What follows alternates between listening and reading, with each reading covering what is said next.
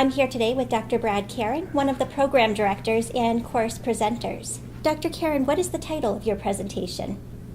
The title of my presentation this year will be Phlebotomy Top Gun, which for those who've been to the conference before will probably realize that's been the same title I've used for the last 5 or 6 years. My session is a case-based interactive session, so the cases change each year and the content changes each year, but I've stuck with the title because I liked it, Phlebotomy Top Gun. Excellent. Why do you feel this is an important topic in phlebotomy? My session is fairly unique and I think fairly well received from the feedback I've gotten the last few years, because when attendees register for the conference, they're able to submit a question or a scenario or a case or situation which they'd like to hear about at the conference. I take the registration suggestions from those who will attend and choose a handful of those to work up for this case-based interactive session.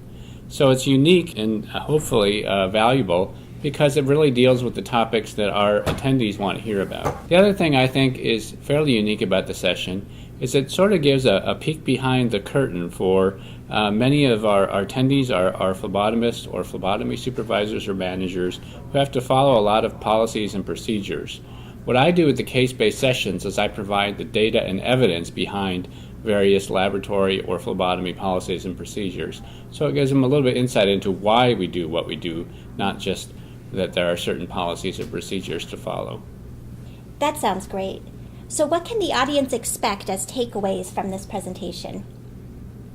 Well, I think that first and foremost, those who submit questions or cases or scenarios early enough, it does take me a little over a month to come up with, to put together the presentation. So those who register early and submit a question or case they'd like to hear about will come away from the conference with information and data and evidence to specifically address one thing that they've been concerned about or worried about or a hot issue in their hospital or phlebotomy practice.